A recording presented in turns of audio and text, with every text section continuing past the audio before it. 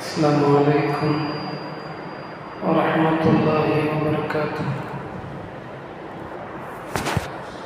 الحمد لله رب العالمين، والعاقبة للمتقين، والصلاة والسلام على سيدنا وسندنا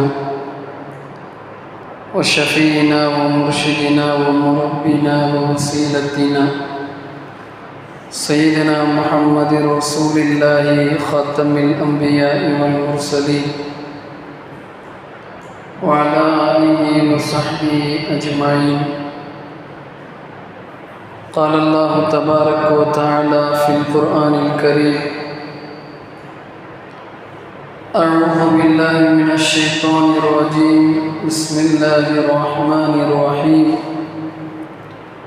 وما أرسلناك إلا رحمة للعالمين، صدق الله العلي العظيم. وقال النبي صلى الله عليه وسلم في الحديث الشريف: أخرجني الذي أخرجكما، صدق نبينا سيد البشر. அளவற்ற அருளாளனும் நிகரற்ற அன்புடையவனுமாகிய எல்லாம் வல்ல அல்லாஹ்வின் திருநாமத்தினை கொண்டு துவங்குகிறேன். ஸலவாத்தும் ஸலாமும் அகில தூதர் அருமைநாதர் சையதுனா முஹம்மது ரசூலுல்லாஹி ஸல்லல்லாஹு அலைஹி வஸல்லம் அன்னவர்கள் மீது,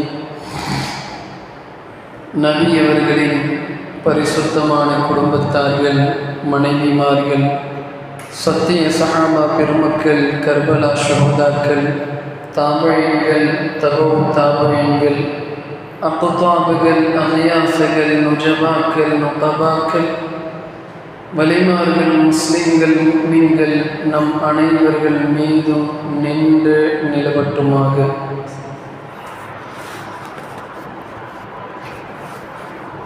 சங்கையான இஸ்லாமிய பெருமக்களே, அல்லாஹ்வுடைய மகத்தான கிருபையால் இஸ்லாம் எனும் புண்ணிய மார்க்கத்தில் அல்லாஹ் நம்மை நிலை பெறச் செய்திருக்கிறான்.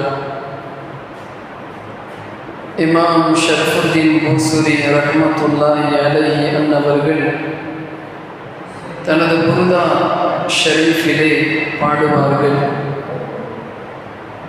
புஷ்ரா லனா மஅஷர இஸ்லாமி இன்ன லனா மினல் இனாயத்தி ருக்னன் கைர முன்ஹதிமி.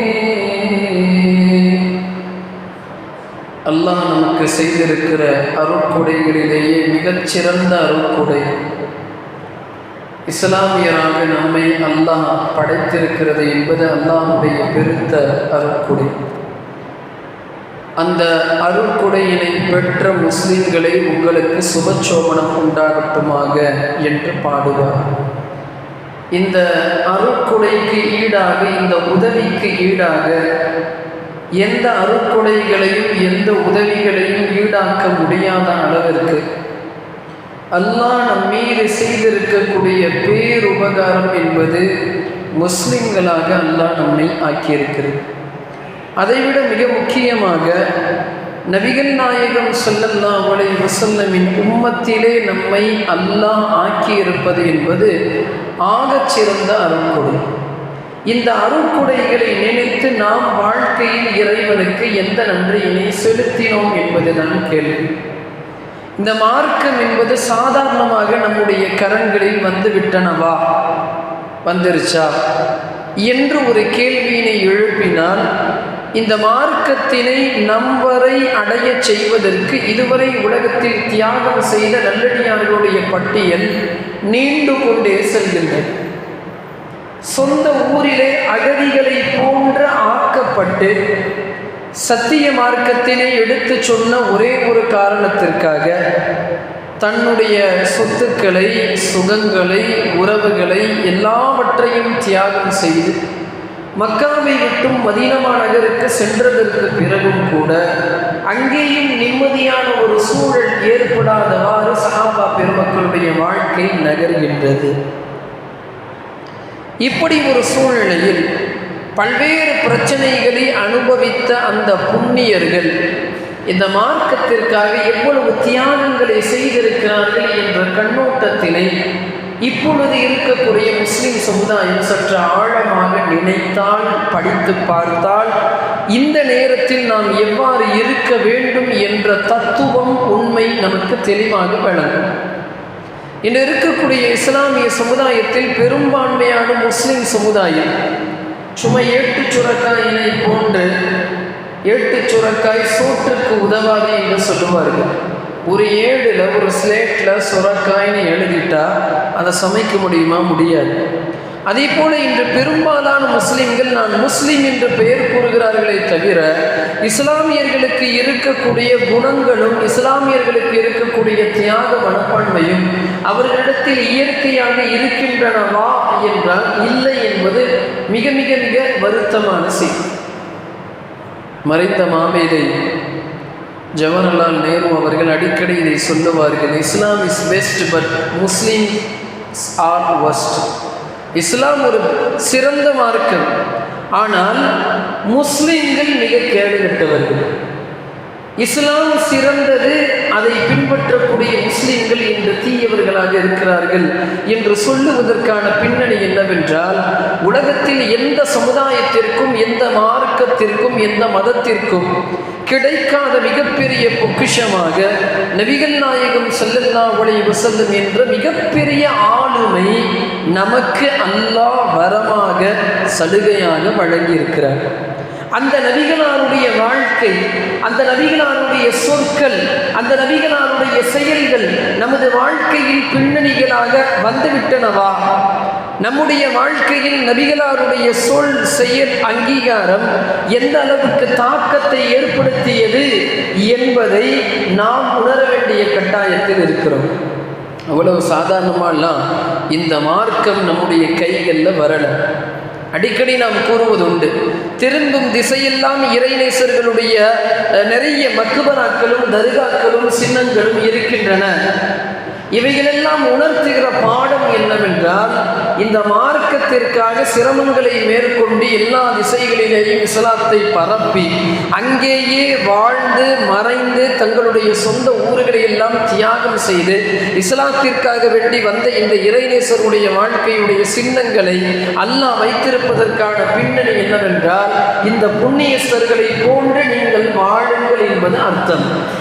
அதை விளங்குறது இல்லை.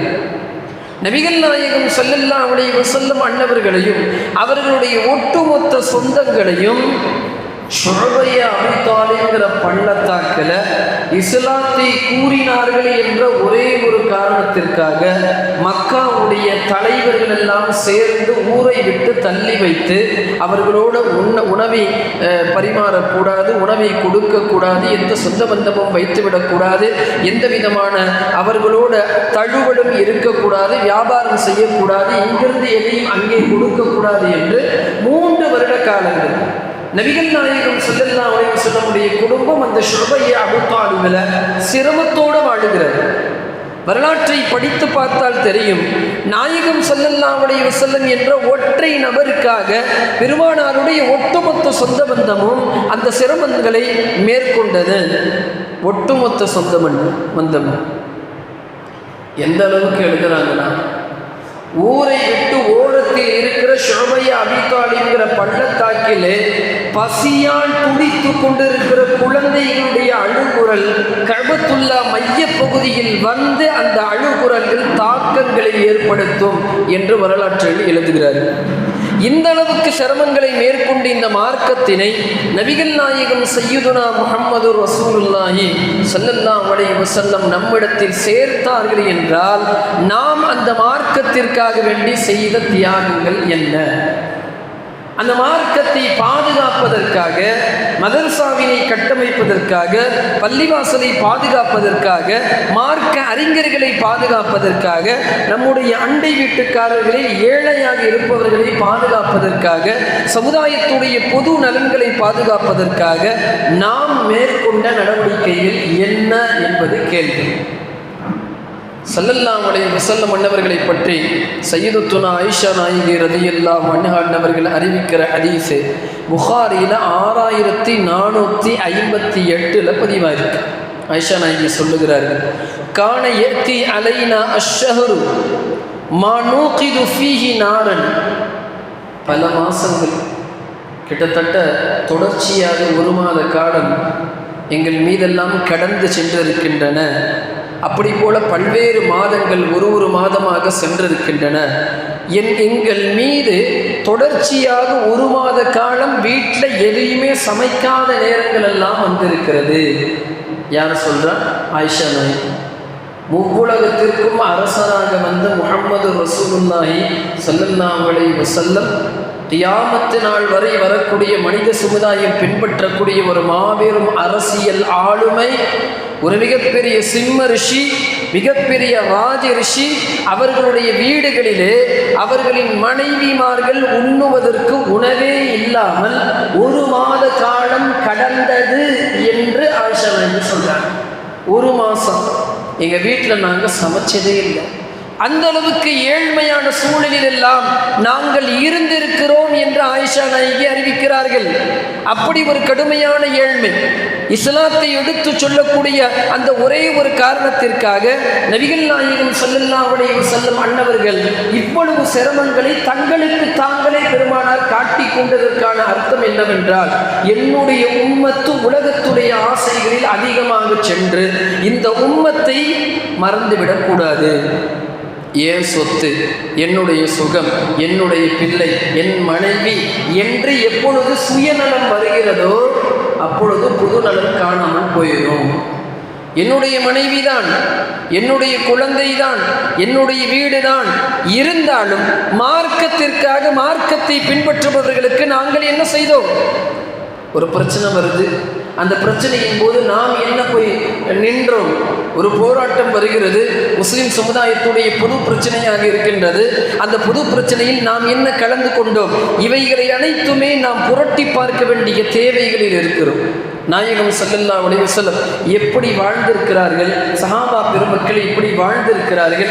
இன்று சுகபோகமான வாழ்க்கையில் வாழ்ந்து கொண்டிருக்கக்கூடிய நாம் வாழுவது தவறில்லை. ஆனால் பொதுவான விடயங்களில் இஸ்லாமியர்கள் மீது கவனத்தை செலுத்த வேண்டும் என்பதுதான் முக்கியத்துவம். நிறைய சுகுலுல் ஹுதாம் ரஷாத் போன்ற கிதாபுகள், வரலாற்று கிதாபுகள் எழுதுகிறாங்க. இஸ்லாத்துடைய துவக்க காலத்தில் பள்ளி வாசலில் வரக்கூடிய சஹாபாக்கள், நிறைய சஹாபாக்கள் பள்ளியில் பார்த்தோம்னா அங்கங்கே சுருண்டு விழுந்திருப்பாங்க. அங்கே ஒரு சஹாபி, இங்கே ஒரு சஹாபி சுருண்டு சுருண்டு விழுந்திருப்பார்கள். காரணம் என்ன? மயக்கமா? ஆம், என்ன மயக்கம்? உணவு உண்ணுவதற்கு கொஞ்சம் கூட தானியம் இல்லாத அளவுக்கு ஏழ்மையான நிலைய சஹாபாக்கள் இருந்தார்.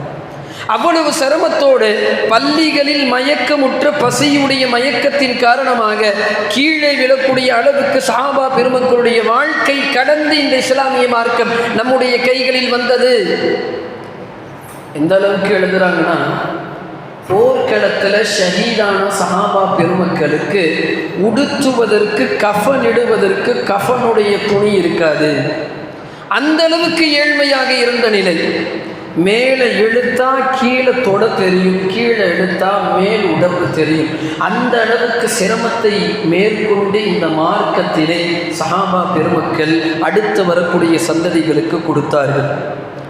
அதே போல சிரமத்தை அடுத்து வரக்கூடிய சந்ததிகள் மேற்கொண்டு அவர்களுக்கு அடுத்து வரக்கூடிய சந்ததிகளுக்கு இந்த மார்க்கத்தினை அப்படியே கைகளில் ஒப்படைத்தார்கள். இவ்வாறு சிரமம் மேற்கொண்டு கொண்டு வந்த இந்த மார்க்கம் இறுதியாக நம்முடைய கைகளில் வந்திருக்கின்றன. இந்த மார்க்கத்திற்கு நாம் எதை மேற்கொண்டோம்? பொதுவாக இஸ்லாமியர்களுக்கு, இஸ்லாமியுடைய பொது வாழ்க்கைக்கு நாம் எதை பெரிய அளவுக்கு செய்துவிட்டோம்? எந்த அளவுக்கு நான் வரலாற்றில் எழுதுகிறாங்க, பிற்காலத்தில் இஸ்லாம் நல்லபடியாக எல்லா இடங்கள்லாம் போயிடுச்சு. சஹாபா பெருமக்கள் எல்லா இடங்களிலேயும் சென்றார்கள். அப்படி செல்லக்கூடிய நேரத்தில் சஹாபா பெருமக்களுக்கு உணவை உண்ணுவதற்காக சில விருந்துகளில் உணவை வைக்கிற நேரத்தில் தாரை தாரையாக அந்த உணவுடைய தட்டினை பார்த்து கொண்டு சஹாபாக்கள் அழுதார்கள். காரணம் கேட்கப்பட்டது. சாப்பாடு பக்கத்தில் வச்சாச்சு, அதை பார்த்து ஏன் அழுகிறீங்க? சஹாபா பெருமக்கள் எந்த அளவுக்கு நபிகள் நாயகம் ஸல்லல்லாஹு அலைஹி வஸல்லமுக்காக விட்டு கொடுத்து வாழ்ந்தார்கள் என்பதை நாம் பார்க்கிறோம். எங்களுடைய நபி, நாங்கள் உயிருக்கு உயிராக நேசிக்கிற எங்களுடைய நாயகம் ஸல்லல்லாஹு அலைஹி வஸல்லம் தங்களுடைய வாழ்க்கையில் ஒரு தடவை கூட இப்படிப்பட்ட விருந்தினை பெருமானார் உண்டதே இல்லை. இன்று அவர்களோடு சேர்ந்து தியாகத்தில் ஈடுபட்ட நாங்கள் இதை போல உள்ள அற்புதமான மிகச்சிறந்த உணவினை நாங்கள் உட்கொள்ளுகிறோம். எங்களுடைய நபி இப்படிப்பட்ட உணவினை உண்ணாமலேயே சென்று விட்டார்களே என்று அழுத தருணங்கள் நிறைய. அப்துல்லா இப்னு மஸ்ஊத், அபூ ஹுரைரா ரலியல்லாஹு அன்ஹு போன்ற சஹாபா பெருமக்கள் வாழ்க்கையில் தடால் புடலான விருந்தினை செல்லவே இல்லை, அதை தவிர்த்தார்கள் என்று காரணங்களை சொல்றாங்க. விருந்தினை ஏற்றுக்கொள்வது என்பது சுன்னத்து. ஆனால் அந்த சுன்னத்தை விட நபிகள் நாயகம் ஸல்லல்லாஹு அலைஹி வஸல்லம் இப்படிப்பட்ட விருந்தினை உண்ணவில்லையே என்ற ஏக்கம் சஹாபாக்களுடைய உள்ளங்களை ஆட்டி படைத்தன. என்னுடைய நபி சாப்பிடாத, என்னுடைய நபி உண்ணாத இந்த உணவு எனக்கு தேவையில்லை என்று தனது வயிற்றினை, தனது நஃப்ஸினை கட்டுப்படுத்தி மார்க்கத்தினை வளர்க்கக்கூடிய தியாக மனப்பான்மையினை சஹாபா பெருமக்கள் மேற்கொண்டார். புகாரியில் 5414வது ஹதீஸ் வருது. ஒரு தடவை கூட நபிகள் நாயகம் ஸல்லல்லாஹு அலைஹி வஸல்லம் தொளி நீக்கப்பட்டு பாலிஷ் செய்த கோதுமையின் மூலமாக ரொட்டி சுடப்பட்ட அந்த ரொட்டியினை நபிகள் நாயகம் ஸல்லல்லாஹு அலைஹி வஸல்லம் உண்டதே இல்லை. அதுவும் வயிறு நிரம்ப உண்டதே இல்லை. வலம் யஷ்பஅ மின் ஹுப்ஸி ஷஈர், கோதுமையால் செய்யப்பட்ட ரொட்டியினை வயிறு முழுக்க வயிறு நிரம்ப ஒரு தடவை கூட நபிகள் நாயகம் ஸல்லல்லாஹு அலைஹி வஸல்லம் தனது வாழ்க்கையில் உண்டதே இல்லை. அந்த அளவுக்கு இந்த உம்மத்திற்காக பெருமானார் ஸல்லல்லாஹு அலைஹி வஸல்லம் விட்டு கொடுத்து வாழ்ந்தார். இந்த விஷயத்தில் இந்த நேரத்தில் இன்னும் ஒரு பொதுவான ஒரு சிந்தனை நமக்கு தேவை. சரி, பெருமானார் ஏழையாக இருந்தார்கள் என்று பரவலான ஒரு சொல் இருக்கு. பெருமானார் ஸல்லல்லாஹு அலைஹி வஸல்லம் ஏழை என்ற ஒன்றை தங்களுக்கு தாங்களே அவர்கள் அணிவித்து கொண்டார்கள். அல்லாஹ் அவங்களை ஏழையா வைக்கல. ஏன்னா அவர்களை பற்றி குர்ஆன்ல அல்லாஹ் கூறுகிறான், வமா அர்ஸல்னாக இல்லா ரஹ்மத்தல் லில் ஆலமீன், நபியே இந்த அண்ட கோட பிரபஞ்சம் அனைத்திற்குமே உங்களை அருளாக அனுப்பியிருக்கிறேன். இந்த ஒட்டுமொத்த பிரபஞ்சமும் நபியே நாயகமே, நீங்கள் இந்த அனைத்திற்குமே அருள். ரசூல் நினைத்தால் ரசூலுடைய விரல் அசைவில் ஒட்டுமொத்த உலகத்துடைய செல்வங்களும் அவர்களுடைய காலடியில் வந்து குவியும். ஆனால் ரசூல்லா விரும்பல. அதுதான் முக்கியமான விஷயம். திருமதியில் 2347வது ஹதீஸில் வருது, அரத அலைய ரப்பி லியஜஅல லி பத்ஹா மக்கத ذهبا. மக்கால பத்ஹா அப்படிங்கிற ஒரு பகுதி இருக்குது. மக்காவுக்கும் மதீனாவுக்கும் மத்தியில் பெரிய ஒரு வனாந்தரம். அல்லாஹ் என்னிடத்துல சொன்னான், நாயகமே நீங்கள் விரும்பினால் இந்த பத்ஹா முழுக்க நான் தங்கமாக உங்களுக்கு ஆக்கி தருவேன் என்று என்னுடைய ரப்பு என்னிடத்தில் கேட்டான். குல்து லா யா ரப்பி, இறைவா எனக்கு வேண்டாம் என்று நான் சொன்னேன் என்று ஹதீஸில் வருது. அஹ்மதில் 7160வது ஹதீஸில் வந்திருக்கிறது. நபி ஸல்லல்லாஹு அலைஹி வஸல்லம் பார்ப்பதற்கு ஒரு மலக்கு வராது. வந்த மலக்கு இதற்கு முன்னால் உலகத்தில் வராத ஒரு புதிய மலக்கு. நபிகள் நாயகத்திடம் வந்து, யா ரசூலல்லாஹ், உங்களுடைய இரட்சகன் உங்களிடத்தில் அனுப்பியிருக்கிறான்.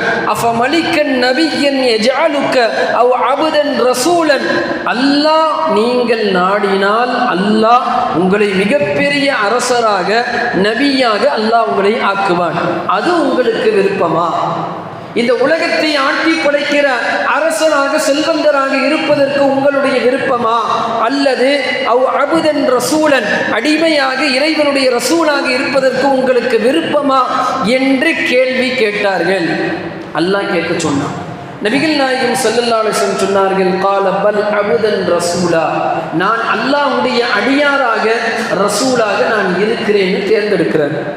ஒட்டுமொத்த பிரபஞ்சத்திலேயும் எதை வேண்டுமானாலும் எடுத்துக்கொள்ளுங்கள் நாயகமே என்று அல்லாஹ்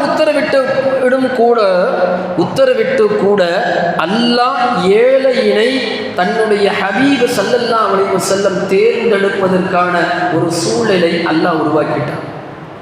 ஏன் நபி ஸல்லல்லாஹு அலைஹி வஸல்லம் ஏழ்மையினை விரும்பினார்கள் என்ற விஷயம்தான் மிக முக்கியமானது. ரசூலுடைய காலடியில் ஒட்டுமொத்த செல்வங்களும் குவிந்து இருந்தாலும் கூட ஒரு நபி மன்னராக அரசராக மாத்திரம் இருந்திருந்தால் இந்த உம்மத்தில் இருக்கக்கூடிய பணக்காரர்கள் ஏழைகளை அவர்கள் மறந்து சென்றிருப்பார்கள் என்ற ஒரே ஒரு காரணத்துக்காக இன்று இந்த தேசத்துடைய மிகப்பெரிய தந்தை கோமணத்தோடு எல்லா திசைகளிலேயும் அலைந்து கொண்டிருக்கிற போது இந்த உலகம் சொன்னது, ஏழைகளுடைய அந்த சிரமத்தினை எடுத்துக்கொண்டு இந்த தேசத்துடைய தந்தை தன்னுடைய மேனையில் கோமணத்தினை அணிந்து கொண்டு சென்றார்கள் என்று. வாழ்க்கை முழுவதும் நபிகள் நாயகம் ஸல்லல்லாஹு அலைஹி வஸல்லம் இந்த உம்மத்திற்காக சரியாக உணவை உண்ணவில்லை, சரியாக குடிக்கவில்லை, சரியாக செல்வத்தை திரட்டவில்லை, எதையுமே இல்லை. எந்த அளவுக்கு என்றால் வரலாற்றில் எழுதுகிறார்கள், நபிகள் நாயகம் ஸல்லல்லாஹு அலைஹி வஸல்லம் உலகத்தை விட்டு பிரியக்கூடிய நேரத்தில் பெருமானாருடைய போர் கவசம் ஒரு யூதனுடைய கையிலே அடமானமாக வைக்கப்பட்டிருந்தது. உலகத்திற்கு அருளாக வந்த ஒரு தலைவர் இந்த அளவுக்கு ஏழ்மையினை தேர்ந்தெடுத்ததற்கான காரணம் என்னவென்றால், இந்த உம்மத்தில் இருக்கிற செல்வந்தர்கள் ஒரு கால் ஏழைகளை மறந்துவிடக்கூடாது, ஏழைகளுடைய சிரமங்களை புரிந்து கொள்ள வேண்டும். மதரசாக்களுக்கும் மஸ்ஜிதுகளுக்கும் தங்களுடைய அருகாமையில் இருக்கிற அண்டை வீட்டுக்காரர்களையும் நேசிக்க வேண்டும், இஸ்லாமிய உணர்வுகள் அவர்களுக்குள் வர வேண்டும் என்ற ஒரே காரணத்திற்காக தனக்கு தாங்களே அவர்கள் வருத்தி கொண்டு நபிகள் நாயகம் ஸல்லல்லாஹு அலைஹி வஸல்லம் இப்படி ஒரு வாழ்க்கையிலே வாழ்ந்தார்கள். இப்படி ஒரு வாழ்க்கையினை வாழ்ந்த பெருமானார் ஸல்லல்லாஹு அலைஹி வஸல்லமுடைய உம்மத்து இன்று அந்த தியாகங்களை எல்லாம் மறந்து சாதாரண ஒரு பர்த்டே பார்ட்டிக்காக வேண்டி இன்றைய இஸ்லாமிய இளைஞர்கள் லட்சக்கணக்கில் செலவு செய்யக்கூடிய கொடூரங்கள் இன்று நிகழ்கிறது. முட்டையை போய் அபிஷேகம் பண்ணுறான், கேக்கில் கிரீமால தடவி விடுறான். உன் பக்கத்து வீட்டில் இருக்கிற ஏழைகள் ஒரு உணவு உண்ணுவதற்கு வழி இல்லாமல் இருக்கிற போது உனக்கு முட்டை அபிஷேகம் எதற்காக வேண்டி? இன்று திருமணத்தில் நடக்கக்கூடிய நிறைய விருந்துடைய உபச்சாரங்கள், அல்லாஹ் அக்பர், அது சொல்லுறதே முடியளவு அந்த அளவுக்கு விருந்தை காட்டி மற்றவர்களை கவர் செய்யக்கூடிய பழக்கங்கள் என்பது இந்த நிறைய இப்படி பட்டியலாக நீண்டு கொண்டே செல்கிறது. இப்போ வருகிறது நியூ இயர், லைலத்துல் கதர் அன்னைக்கு கூட இவன் முடிக்க மாட்டான். ஆனால் நியூ இயரில் போய் அலாரத்தை வச்சு 12 மணிக்கு அல்லாஹ் டைரக்டாக இறங்கி வருவதை போல 12 மணிக்கு அலாரத்தை வச்சு நியூ இயருடைய கொண்டாட்டத்தினை கொண்டாடக்கூடிய இஸ்லாமிய சமுதாயம் அன்று பெருமானார் எந்த அளவுக்கு சிரமப்பட்டார்கள், இன்று மார்க்கத்தை எந்த அளவுக்கு குழி தோண்டி புதைக்கிறோம் என்ற அந்த செய்தியினை நாம் நினைவில் கொண்டு பொது நலனோடு வாழ வேண்டும், பொது பிரச்சனைகளில் தலையிட வேண்டும், மஸ்ஜிதுகளுக்கும் மதரசாக்களுக்கும் உதவ வேண்டும், அண்டை வீட்டில் இருக்கிற ஏழை எளியவர்களை நாம் பார்க்க வேண்டும். அப்படிப்பட்ட நன்மக்களாக அல்லாஹ் நம் அனைவர்களையும் ஆக்கியருள்வானாக. வஹ்ரதவானா அல்ஹம்துலில்லாஹி ரப்பில் ஆலமீன். அஸ்ஸலாமு அலைக்கும் வரஹ்மத்துல்லாஹி வபரகாத்துஹு.